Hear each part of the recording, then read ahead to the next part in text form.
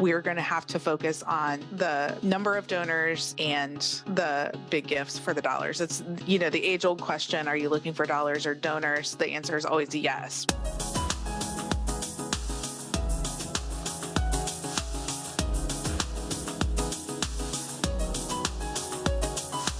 I'm Rich Frazier. And I'm Russ Fanoff. Welcome to the Nonprofit Fundraising Exchange, a podcast from IPM Advancement.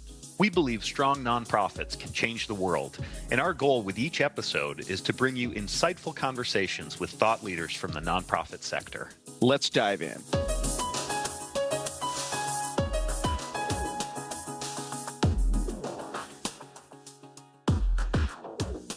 Welcome, listeners, to the Nonprofit Fundraising Exchange. I'm your host, Russ Fanoff. In today's episode, we're taking a look at the state of annual giving in higher education. And before we begin, a little background about myself. I started my nonprofit career in higher ed fundraising.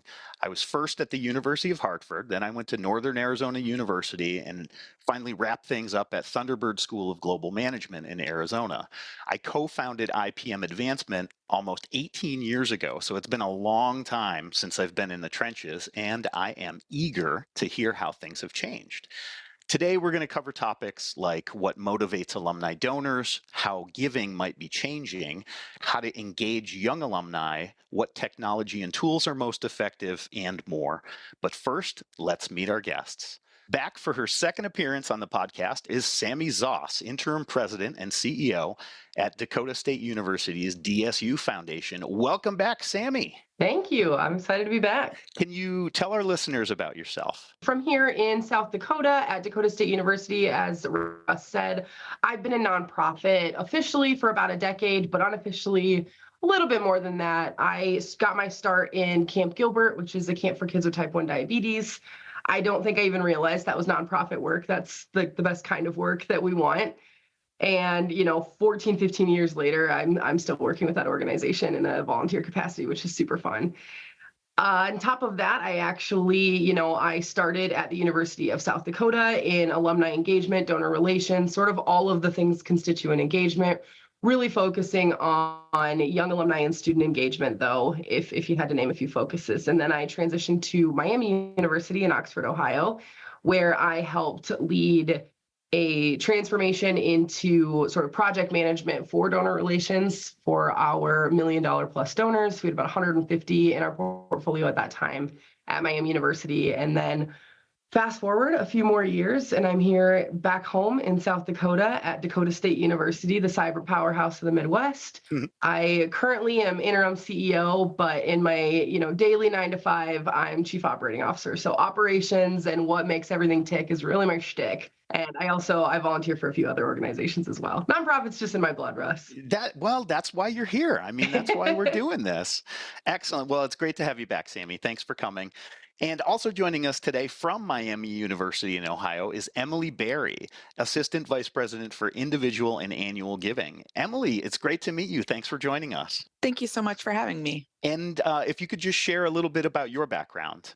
Sure. So I got started in nonprofit fundraising right out of college. I worked for the National Multiple Sclerosis Society, and I organized their fundraising walks and bike tour.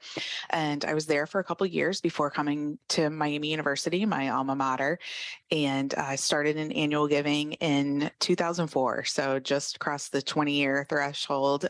Been in annual giving all that time. I started out as an assistant director and focusing on the direct mail program, which still holds a big place in my heart, and have been fortunate to be able to grow my career and stay here at Miami for the last couple of decades and oversee the annual giving office here now. Fantastic. I'm excited that you started as an assistant director, because that's what I started as. I was doing telefunds, so I was on the other side of the house, and then got into direct mail, and I love direct mail. So excellent. Well, let's just jump right in. Like I said, I've been out of the loop here, or at least out of the trenches, for almost 20 years. Let's kind of start with what characterizes annual giving in higher education today, and particularly we're going to focus on alumni annual giving.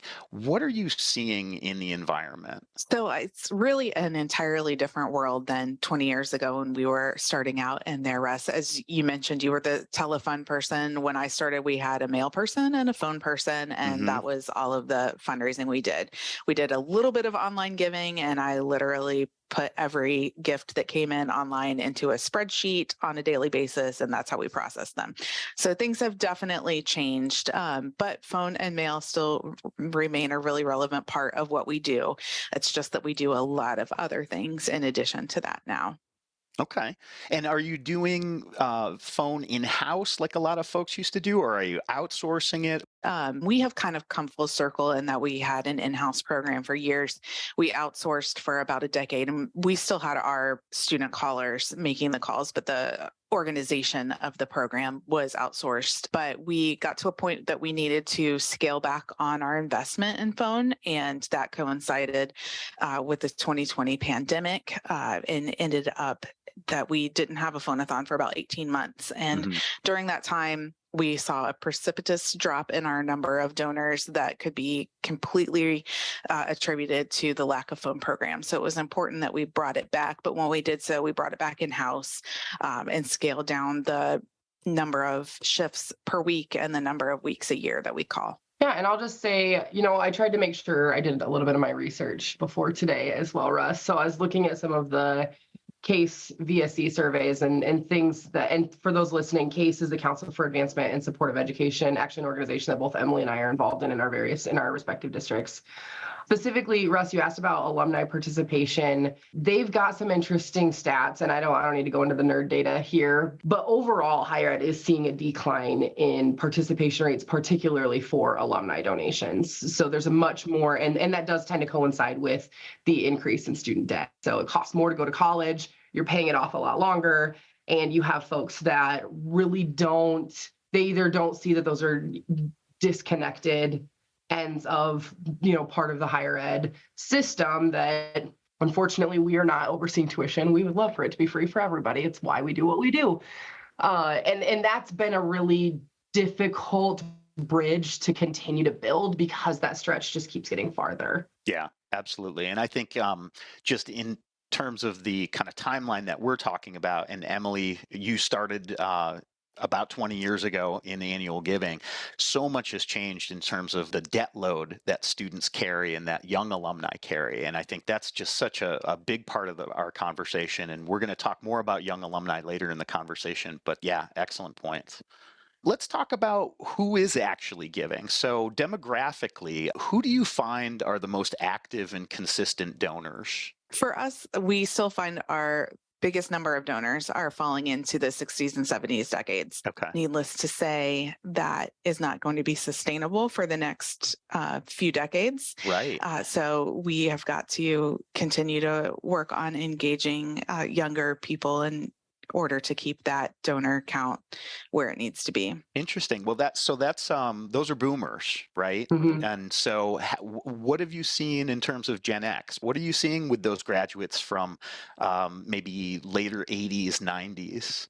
So the 80s decade is one that nut we have not cracked yet, but we are actually seeing the 90s decade increase a little bit. So interesting. Yeah, okay. Hoping that the 90s folks will take up the mantle. You're seeing Gen X. I mean, they're accounting for a growing share of it. They represent about 26% of total giving. That was back in 2021. So this information from Black Bond Institute, their 2021 charitable giving report. And so it's a little bit aged at this point, but they're more likely to give to research organizations, prioritize transparency and accountability, and they prefer a little bit of mix of, your traditional direct mail, talk to me face to face, write me a letter, give me a call if you're a student.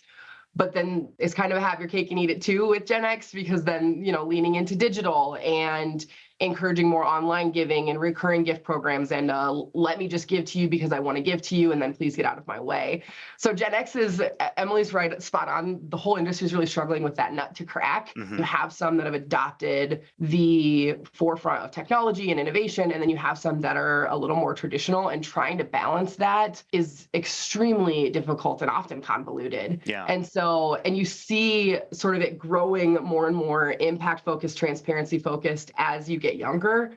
Because then if you start hitting into millennials and Gen Z, I mean, Gen Z are seen as one of the least charitable, but in actuality, they are typically the most, if you talk about how much they're making compared to how much they're giving, and then on top of that, how much time they give, they are easily the most charitable generation. But they're so much more particular in what they will support. And higher ed is not on the top of a lot of folks' lists anymore, certainly not like it used to. That's interesting. So let's talk about some of the motivating factors. I mean, we've kind of come to this point in nonprofit fundraising where we have a lot of episodic giving. We have a lot of giving that's driven by some kind of impetus, some kind of event. Something happens and people react to giving. What do you see motivating people? Funny enough, when you survey folks, it's not very detailed. You're going to get belief in the mission, impact, ability to make a difference, and then personal connection to the institution, sort of like your top 4 in higher ed.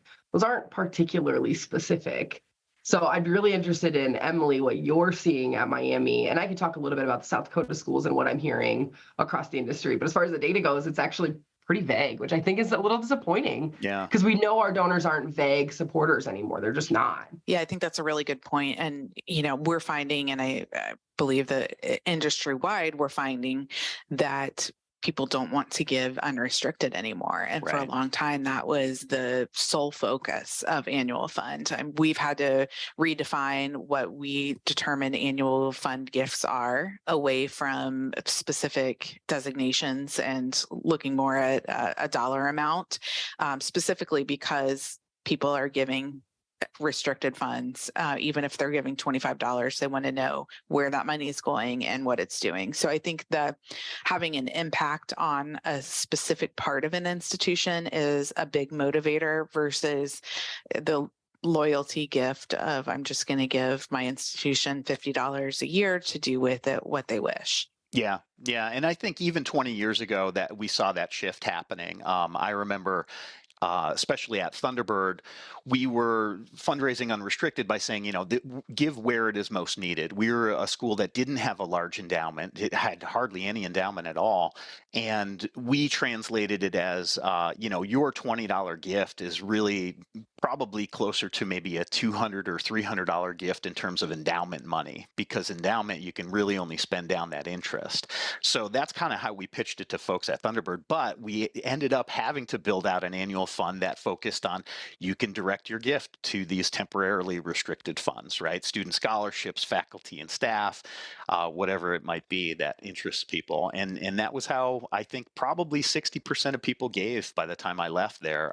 They were giving to that temporarily restricted funding. So yeah, very much a challenge. Well, let's talk about some of the challenges. What do you think the main challenges are for fundraisers in higher education fundraising today? Emily, correct me if you disagree. I've seen one of the biggest challenges in particular for annual fund, major gift fundraisers across the board is folks trying to provide impact that the donor wishes while also actually helping the cause. Dakota State is a really good example. We are a cyber tech infused 4-year public institution. We are not music, arts. We've got arts and sciences, and there is an arts piece to it, but we have a lot of donors that have a high affinity for music. There is not anywhere to give to music at Dakota State University. And so we find ourselves in this spot of we want people to be able to support the institution in the way that is most meaningful to them. But if they're going to give to a scholarship to a music major, like that doesn't exist here. So the juxtaposition of the university's needs and how to drive impact there and actual sustainable difference making paired with a donor wants to give where a donor wants to give, and at what point are you willing to say, like, okay, then we're probably not the place for you to give, which is a really hard mentality to shift to. You're not going to get any kudos for sending a donor somewhere that they can do better at. Yeah. I don't know. Emily, what do you think? I think that's a really good point, Sami. And I think that more broadly, the societal shifts that we're seeing that are resulting in changes to our institution and also changes to our donor base don't always align. And, we're finding ourselves in a situation, and I know many institutions are, where we're having to eliminate some courses of study. That can be a hard thing to message to donors, and just, changing attitudes towards philanthropy, towards higher education, is something that is really impactful on the work that we're trying to do. There's a shift in trust for higher education, a shift in the perceived value. So we're having to prove ourselves and our worth to even our most loyal donors. That's interesting. I wonder if either one of you has had any experience with leadership changes affecting annual giving. I know at a number of organizations that I've worked for, when that president leaves, alumni get skittish about giving. They wonder what's going on with the organization, with the university, with the direction. And I know that when I look at a president like Michael Crow at Arizona State University, who's been there now for, I think, going on 2 decades, there's a lot of stability there, and that can attract donor dollars, that stability. So have either one of you seen anything in regards to leadership? During my time here, we have only had 2 presidents who have had more than a decade of service each. But during the transition times, I definitely think that can be a concern. I would say more toward the major gift side than the annual fund. Mm-hmm. What's intriguing, though, is I actually think annual fund, if any department within institutional advancement benefits from transitions, it would actually be the annual fund, because it's new opportunity for acquisition. One thing that people don't realize is, as much as we are scared for new leadership, there's oftentimes that there is sort of some excitement to have new blood, to work through with new leadership, a different direction, a different vision. We had a lot of fun with playing with the retirement of our president. I remember we made him, I have it here somewhere. We made him into like a Bitmoji animated character, and we made we made these giant posters of him. And then we actually launched our very first day of giving around his transition out. And subsequently, the next year, it was, well, welcome to President Gestring. Let's make her first year a kickoff. So it was actually a chance to utilize that as momentum instead of seeing it as a detriment. I would agree with Emily. I think major gift fundraising is where you have folks that definitely want more opinions in influence in the institutions, and in higher ed, in a highly politicized sector of philanthropy, it is super complex to navigate as a major gift fundraiser. Whereas the annual fund, we get to be creative marketers in that moment, and it turns out to be fun. Yeah, it almost gives you a reason for some episodic giving, though. Yes. So it's like, oh, we've got a new president coming in. Wow, this is something that we could kind of ride for at least 6 months and get people psyched up about and make that transition. So yes. Going back to Emily's point about major gifts and major donors, have you seen that reduction of low-level donors and kind of that revenue shift to major gifts? We certainly have. And the biggest shift that we saw was the year 2020 and beyond. So we are still on the path of building back our donor base from the hit that we took during the pandemic. Now, we raised as much money that year for the annual fund, and had some very significant major gift years since then, but the number of donors has really decreased. And I think some of it is pandemic related, or at least that prompted it. But I think some of it too is just the changing perception of donor base, the changing demographics, and people giving to areas where they can see immediate impact, which is sometimes a hard story to tell for higher ed. If you give $50 to your local food bank, which a lot of people did during the pandemic, it's very easy to understand how that impacts your local community. If you give $50 to a major university that is raising millions of dollars a year, it's a little harder to see how that matters and why that's important.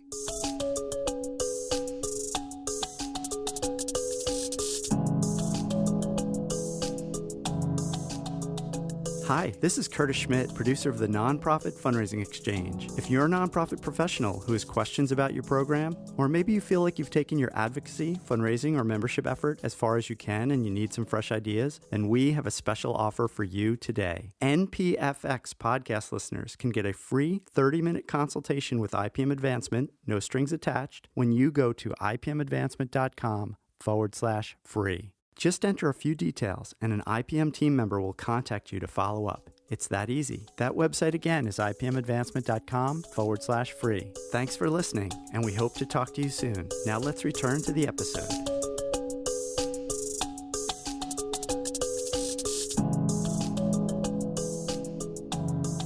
I want to segue just into the Giving USA 2023 report. Overall giving was down about 10% when adjusted for inflation. Individual giving dropped about 13% for inflation-adjusted dollars.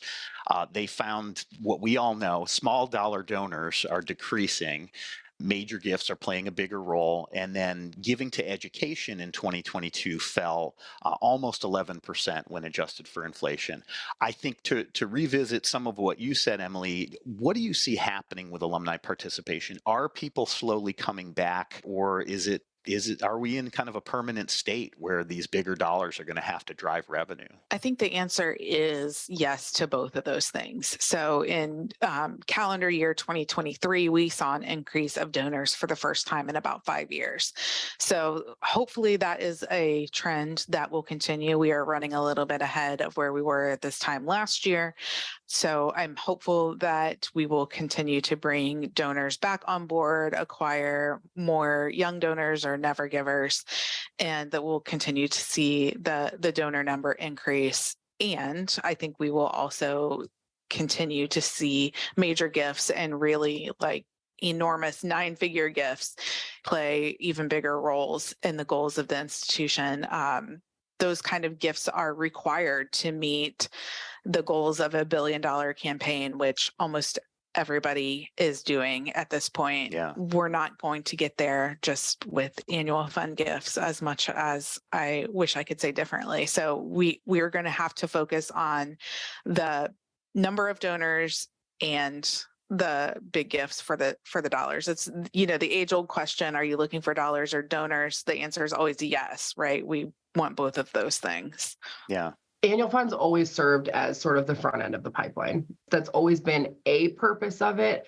I feel like the statistics, like we're talking about the trends that we're seeing, you're going to start to see the annual fund is much less about the revenue they generate and much, much more focused on how do we make sure that we've got an idea of who these people are, and then it swaps to engagement. That's much more about the retention of that support, even if it stays at a lower level, because then it kind of gets left to the tech, the software, the data, and then the major gift fundraisers, right? Like identify the people who have capacity, and then I need to spend the next however many years cultivating 6, 7, 8, 9-figure gifts, right? Like gifts impact all of that stuff. And it is a little bit of a disappointment given that annual fund really is sort of what philanthropy is built on. But when you look at the Miamis of the world who just, they just opened an entire data science center that was a multi-million-dollar project that pales in comparison in a lot of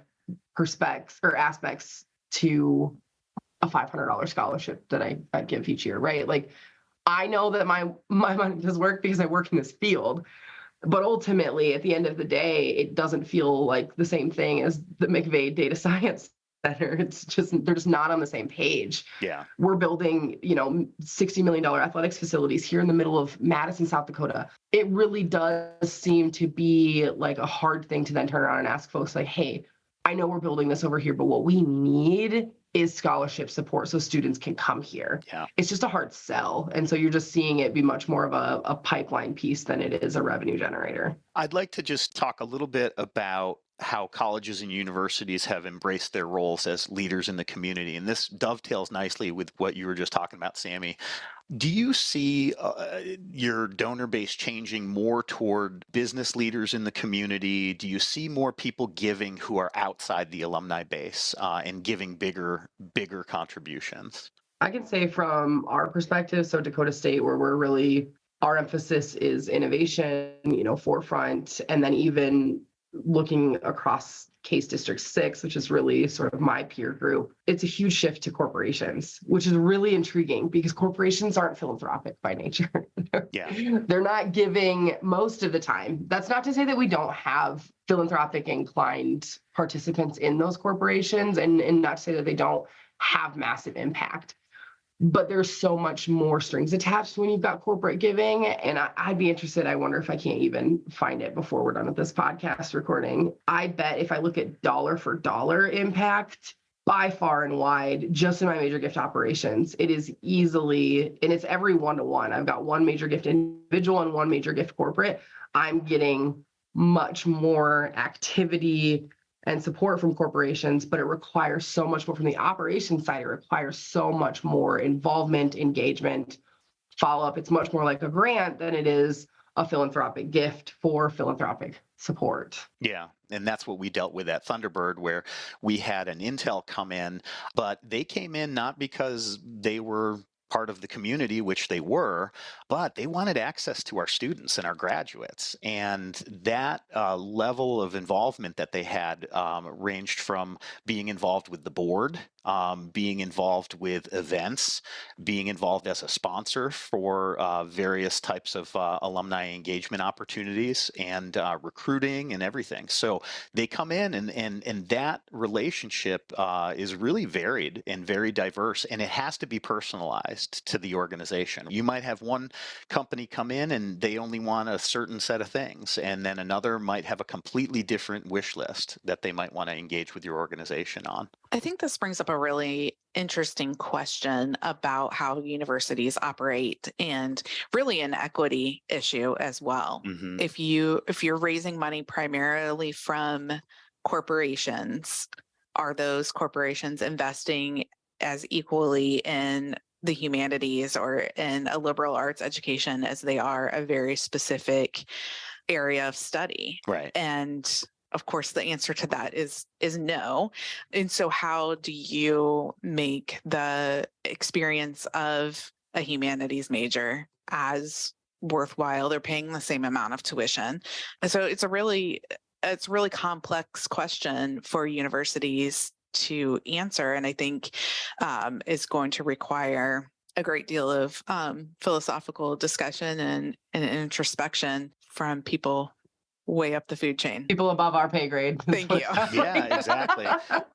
So let's get into some brass tacks. Let's talk about what higher ed fundraisers can do to better engage alumni donors. And, we can slip in those community donors as well and those corporations if we'd like. But what recommendations would you make for the higher ed fundraisers that are listening? I think that one of the challenges and opportunities that we have right now is the changes in technology that we are seeing just happen so rapidly right now. That gives us a lot of opportunity.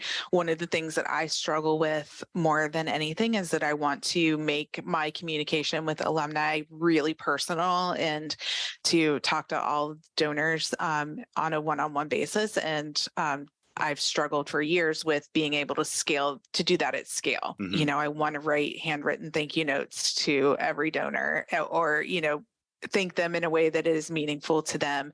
How can we do that and also thank thousands of donors, at the same time? So Jumping right into the technology revolution that is happening now, figuring out how to use AI, even while your institutions are wrestling with which products to buy and how to provide the guardrails. But learning that kind of thing, I think, is going to make a huge difference in the way that we're able to communicate with our donors and also just from a professional development standpoint also. Yeah, it's about having those personal relationships and really making someone feel connected so that it's not just a transaction. Absolutely. One of the best pieces of advice I ever received was from Miami University's very first alumni secretary. And he suggested to me that all the solicitations from the annual fund come from one person.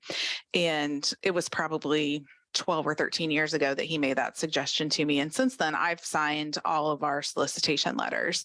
And, now when I'm in events, people will look at my name tag and say, oh, I get a bunch of emails from you. And I'm like, yes, you do. But it at least gives them the impression that, there is a real person at the other end of our fundraising. Yeah. Sami, last time you were on the podcast, you talked about personalized videos that you would send to donors. Can you just revisit that a little bit and tell us more about that? That's funny that you mentioned that, Russ. I literally wrote down that I need to make sure that they know that exact comment actually came from Miami University. Interesting. For every single person that gives to Move in Miami, which is Miami's annual day of giving, they do it on Move In Day, which is a really fun day to put it around, especially when you consider that institutions don't find a lot of creative days to put it around. Every single donor that day gets a personalized video.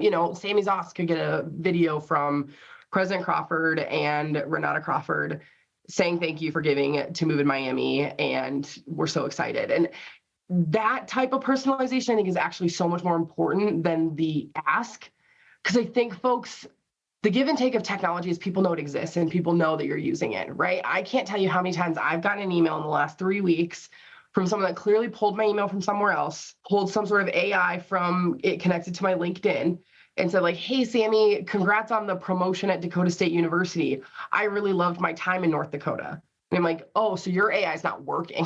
That's not accurate. Everybody knows you're using it. And so the personalization of the ask, almost, if you don't do it very, very well, it feels even more inauthentic. Yeah. It lacks so much more authenticness, genuineness than actually just saying, hey, you're on a list of people that get the ask once a year for Move in Miami or what have you. But then to think that, I mean, gosh, Emily, how many donors did you guys have to Move in Miami last year? Close to 5,000. Yeah, 5,000 donors are getting a personalized video. And it's not a, hi, I'm Sami Zoss. It is a, hi, Russ, I'm Sami Zoss. Thank you for giving to this fund. We're so excited to have you on Move in Miami. Like, it is cool. And it is an operation that I've taken here to Dakota State.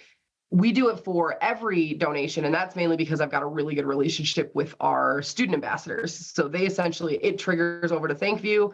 They send a video wandering around campus saying, hey, Russ, thanks for supporting. And next thing I know, I've got 5,000 videos out there from the year that I didn't even realize were sent because it's such a nice operation. So there's a way that technology can enhance what we're doing. And I do think companies like ThankView set you up to be able to do that. But then there are other ways in which if you don't do it tactfully, you might as well not do it. Yeah. Because you're just degrading your own reputation with the donors. When we do a lot of personalization, you have to be super meticulous about it, because if you get it wrong, you have the chance of destroying all the equity that you've built up in that relationship. And if someone's been giving a long time, make sure that you're doing your checks, make sure that your vendor is on the ball if you're outsourcing it. And you just absolutely have to prioritize that, because that is driving your relationship with that donor. Mm-hmm. Absolutely. Yeah, if Sami gets an email from me that says, dear Samantha, thanks for your gift, she's going to know it's not from me. Yeah, 100%. Yep. All right. So let's talk a little bit about young alumni and engaging younger alumni. What are the challenges in regards to that demographic? We mentioned earlier that, this is a group of folks that are carrying record levels of student debt. How do you get them engaged? How do you adapt annual giving strategies to engage these folks effectively? It's a really good question. And one, if we had a magic bullet for Sami and I would be set.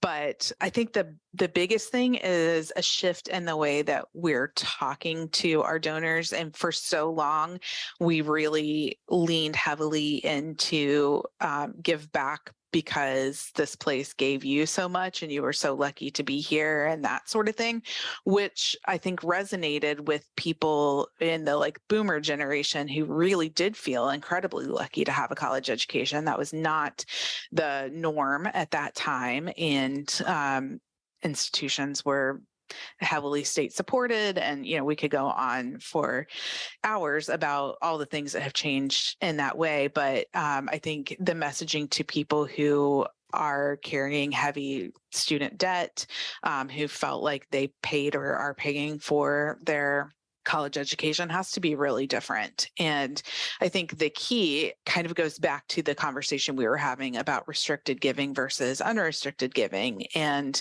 giving the young alumni an opportunity to make gifts that are to specific areas that were meaningful to them is going to encourage them to give, and also will make it easier for us to show the impact and the mental leap that it takes to imagine how $50 could make a difference to a student organization is an easier one than to the university as a whole. So giving young alumni the opportunity to make gifts to very specific areas that are meaningful to them is really important. And then going back and telling them how that money was spent. The whole stewardship process needs to be in place, and preferably come from the people who are spending the money or who are impacted from there. And also just, the communication methods that we use have to be different. And it is much harder to get the attention of people now than it was when, everybody answered their phone because they didn't know who was calling on the other end of the line. Do you find with younger alumni, is there more a tendency for them to be interested in like a give to get, where they get something for their gift? So give to get is sort of a love-hate relationship for me. Right. I really resisted the idea for a long time because, I want full, just the philanthropic motivation to be enough. Yes, absolutely. And you don't want to turn into PBS or NPR, where you're giving away tote bags and coffee mugs with everything. Right. But then we tried it for our giving day. And I'm sad to say that it really works. And, we do 2 give to get levels for our giving day. $55 gets you a puzzle, and $110 gets a puzzle and usually a pair of socks or something else. And our most common gift amount is $55, and our second most common gift amount is $110. Mm-hmm. And so it works as much as it pains me. But on the other hand, like, who doesn't love some swag? I still am a sucker for the Miami bookstore, even though I've been here every day for 20 years. So I get it. But what's really unique about utilizing something like a puzzle, or, Emily says just a pair of socks, but it's like a nicer pair of socks. It's meant to be for the dressier. And Miami has an accredited business school. So they're leaning into their reputation with the give to get, which I think is an important distinction. So you're not leaning into that. For example, I'm kind of outing myself here because I haven't pulled the trigger to be able to do this yet. But Dakota State, we're a bunch of nerds. And so I thought about working with a company like Lego and doing an annual sort of mini creator set, which affords a whole new opportunity to then have another story within how you build it. But getting to what Miami's doing, but duping it as a DSU person, as a Dakota State person, we're a bunch of nerds, they're a bunch of coders, they all have Legos, they spend way too much money on it. That's the vibe, right? That's so if you're gonna dive into something like a give to get, don't just do the tote bags and the coffee mugs and things like that. Truly figure out what is your offering and how can you sort of capitalize on that. Yeah, that authenticity matters.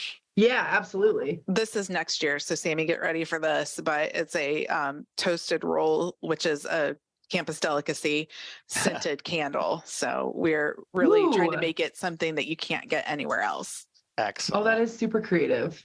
I think authenticity, Russ, you said it's really authentic. I think that's really the key with all of young alumni giving, engagement, all of it. And I think a couple ways in which I've seen strategy for young alumni really succeed is when you can encourage leadership. So for your giving days, for any one-off needs, finding some young alumni champions and saying, hey, is this a need? Will you help us get there? How can we do it? Bringing them to the table turns them into philanthropists in a whole different way, right? They may feel like they can, quote, only give the $55, but they can also help influence others to give that. And then you have some real change on your hands. I think another section that no one's really been able to crack because it's such a convoluted and complicated idea is that student philanthropy piece. On one hand, you want to teach about philanthropy early. On the other hand, you want them to enjoy being a student. Yeah. I've always wanted to do like a philanthropy scavenger hunt around campus where it's all about what wouldn't be here without donors, and just have some fun with like education in that way and teaching what the impact of donors is beyond scholarship, beyond the big athletics building or data science building. But then I think the last piece is when you show gratitude to this group, it needs to be for more than money. So it can't just be about, oh, we gave $55, like, thank you so much for $55. And that's where, I know I mentioned it earlier, but that's where, Miami's got a loyalty program that I think is really impressive. And I'd be interested, honestly, Emily, if you have the demographics on, if you've got young alumni that are doing it. I mean, I just got my first letter welcoming me to the Red Brick Society, and I kind of was like, I forgot this program exists. So I think showing that gratitude for those loyalty donors is really important. And maybe you want to give a little more on what that loyalty program is, but that I think was really useful, not only for young alumni, but in particular, it's just showing that gratitude for more than the money. Absolutely. I think that's a really important part. And one of the soapbox subjects that I could get on regarding the value of the annual donor outside of being a pipeline to major gifts and that sort of thing. But we have the Red Brick Society, like Sami mentioned, that is a consecutive giving club that donors enter into once they've made their third consecutive annual gift. So fairly low barrier to entry, but we have seen the statistics where, once a person gives for 3 years and they continue to do so. So we want to really get people to that third year level. And there is not a lot of there aren't benefits that get into tax deductibility situations and things like that, but what there is access. And so people who are in our Red Brick Society who are maybe giving $5 a year even are receiving similar sorts of access to our major gift donors, in that we do private conversations with a dean or a coach or things like that. We gave them a tour ahead of time, a virtual tour ahead of time for our new data science building. So just some insider access that they may not see and could add a little bit of value to their giving experience. I just felt cool being invited. See, that's all it takes, right? I knew about the society and I was like, yes, I made it. Yeah, you want to be included. I mean, you want to, and that access to something, again, that you can't get anywhere else is really valuable. I mean, it might not cost the university that much, but it's very high perceived value for the folks that are interested in it. Before we wrap up, I do want to revisit something that Sami said about when you should target folks to kind of educate them about philanthropy. At Thunderbird, we did it in orientation. When the students came on campus, we had a captive audience, and we explained and did something very similar where we just said, these are all the things that are made possible by philanthropy, and philanthropy for that school largely came from alumni. It wasn't from the community. It wasn't from outside Thunderbird. So that's something to think about. Is you start them young, you get them in there, and hopefully you can hook them, or at least hook a good percentage. I mean, really all we need is 10 or 15% of them to really, get on board with giving.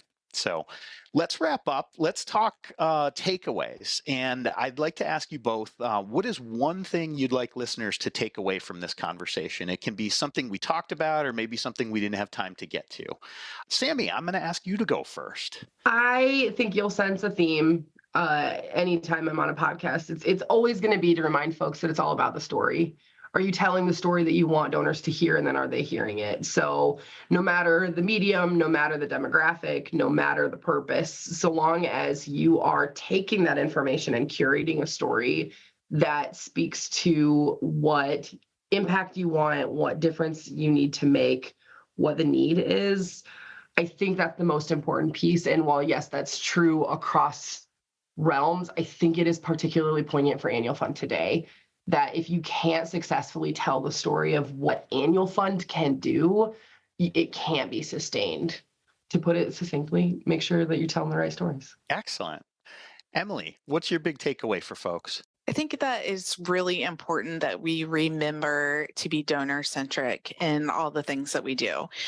our donors take great pride in the gifts that they make. It is a sacrifice that they are making, particularly with annual fund donors. They're giving out of their discretionary income as money that could go somewhere else. And, that's a big deal. And with annual fund donors, almost none of them will ever have their name on a building or, have dinner at the president's house or even be visited by a major gift officer. So it's incumbent upon us as annual giving professionals to make sure that their giving experience is a meaningful one. Excellent. And my takeaway would be it is all about that engagement. It is about having an authentic relationship with your donors and connecting them to the organization in a way that matters to them personally. You're not just another run-of-the-mill nonprofit off the street for these people. They spent a good portion of their development in their life with your organization, either living on campus or going to classes. And once you're able to kind of tap into that nostalgia and tap into that emotion, you can build some really strong relationships. And I think you can make those relationships really last over time. Well, thank you so much, Sami and Emily, for all of your contributions today. The last thing, where can listeners learn more about you and your organizations? Emily. So you can find me on LinkedIn, Emily Berry, and again, it's Miami University. And you can find out more about our giving day at moveinmiami.org. Excellent. And Sami Zoss. More about me, I'm going to be honest, that's probably just LinkedIn. I'm not that interesting, though. I would highly suggest folks go look at one of the many nonprofits that I support. Of course, Dakota State University Foundation. That's just dsu.edu, or you can go to trojansunite.org. But I would highly suggest folks check out Camp Gilbert. It's a camp for kids with type 1 diabetes here in South Dakota. It's a 1-week summer camp and literally changes these kids' lives. Ages 8 to 18 are welcome. And, we cover everything that week. And diabetes is certainly not getting cheaper to have, unfortunately. And then the other nonprofit would be Lost and Found, which is resilienttoday.org. That's a suicide prevention, awareness, and mental health advocacy resiliency training organization. That's a mouthful, but they certainly do a lot. And they inspire a lot of change. They're working on a campus resiliency index. I mean, they're literally changing the game as far as mental health advocacy across the nation. So very proud to support and be part of those organizations. Well, this has been a great conversation. Thank you both again. Thank you to our producer, Curtis Schmidt, and thank you to our listeners. Thank you for joining us and for hanging in there about this conversation about higher ed fundraising. And we'll see you next time on the Nonprofit Fundraising Exchange. That concludes this episode of the Nonprofit Fundraising Exchange. Thanks to our panel for sharing their insights and expertise. If you'd like to learn more about our panel members or any of the organizations or resources featured in this episode, we will include links in the show notes. If you like this podcast, we would love your help spreading the word. First, please subscribe in Apple Podcasts, Spotify, or your favorite podcast app so you always know when a new episode is released. Second, forward the episodes you like to friends and colleagues or share them on social media. Word of mouth is one of the best ways you can help us reach more nonprofit professionals like yourself. And if you use Apple Podcasts or Audible, please leave us a review. Positive reviews are how many listeners decide whether or not to try out a new podcast. We appreciate your help. For suggestions on topics, guests, or nonprofit organizations you'd like to hear on the podcast, send an email with the subject heading NPFX suggestion to contact@ipmadvancement.com. For back episodes and more resources like white papers, infographics, and blog articles, please visit the free IPM Advancement Nonprofit Resource Library at ipmadvancement.com/resources. Thanks for listening, and we'll see you next time.